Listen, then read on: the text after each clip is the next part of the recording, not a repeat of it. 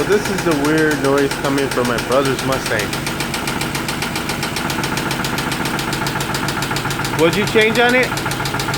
Lock runs, valve lashes, What else? oil packs, and oil.